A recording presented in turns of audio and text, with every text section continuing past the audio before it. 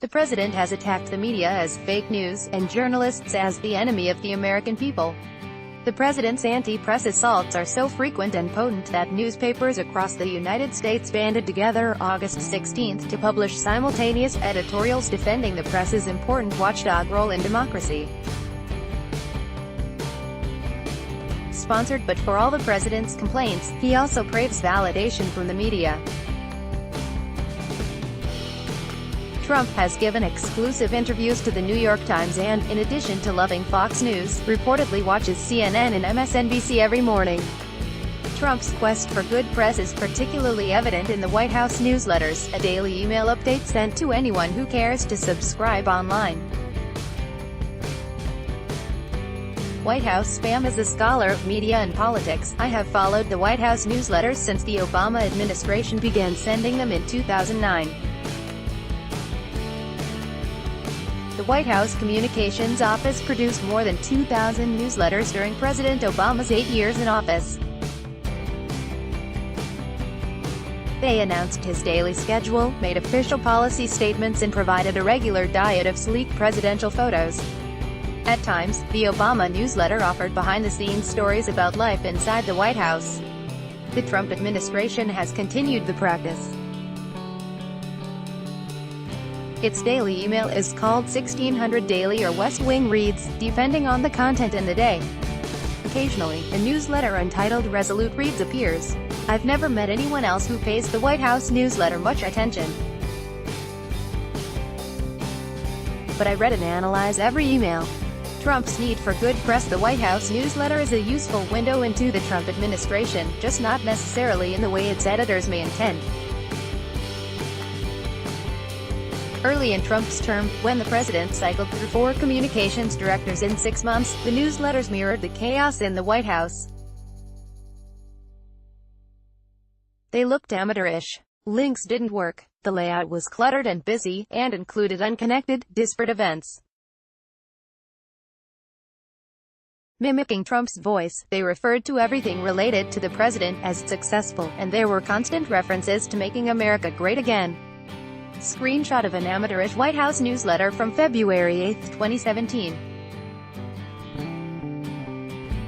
By mid-2017, as the administration settled in somewhat, the newsletter began to look more professional. At that point it began to offer new, unintended insights into the administration, showing the president's strong desire for good press. The nearly 600 newsletters produced so far under Trump have included hundreds of references to positive news stories.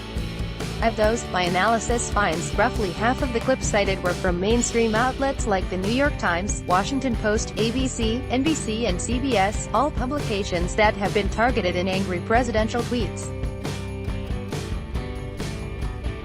Between a third and a half of all media references in the White House newsletter tout glowing comments from conservative media like the Washington Times, Washington Examiner and National Review, Fox networks and conservative blogs like the Daily Signal and Daily Caller. The White House newsletter looks far and wide for good press.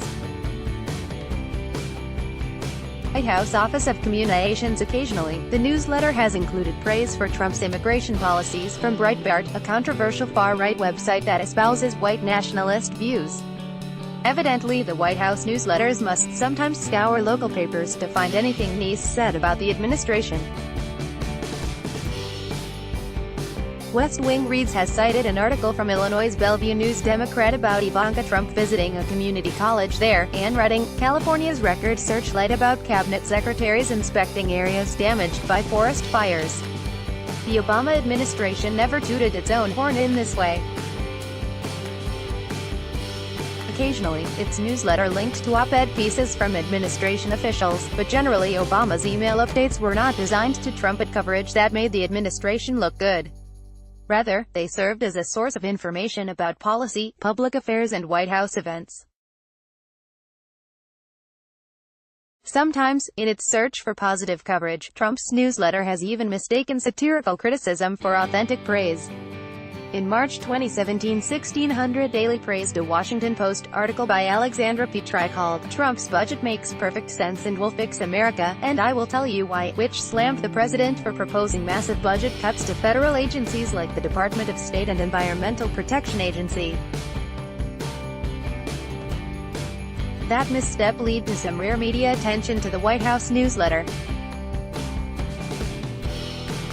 The White House propaganda machine for 3 months in 2017, the newsletter had the odd habit of republishing the administration's own Twitter posts as if they were news stories from the press. Usually, it would publish a screenshot of a tweet by or about the president from a government account, including congratulatory tweets from the White House itself celebrating the president for traveling overseas, and write about it. Sometimes, it published a retweet of the president's tweet by a cabinet member or other senior staff. For example, when Vice President Pence retweeted the president's tweet about a positive article from the Wall Street Journal. The effect of all this tweeting and retweeting was that the White House newsletter functioned as a Trump propaganda machine. Each pro-Trump tweet became another media point to be published, shared and spun as praise for the administration. How the president communicates. Presidential scholars say that the White House's official communications efforts reflect the personality and governing style of each president. My academic reading of the White House newsletter supports that view. This daily email is a window into the Trump administration, laying bare the chaotic first months, the promotion of the Trump brand and the president's erratic communication style. Mostly, though, the White House newsletter reflects this administration's complicated relationship with the news media. Despite press secretaries and a president who deride the journalists for their negative coverage, this White House also wants the validation and credibility that comes from media praise. And it's looking far and wide to find it. Joseph Graff, Assistant Professor of Public Communications, American University School of Communication. This article was originally published on The Conversation. Read the original article.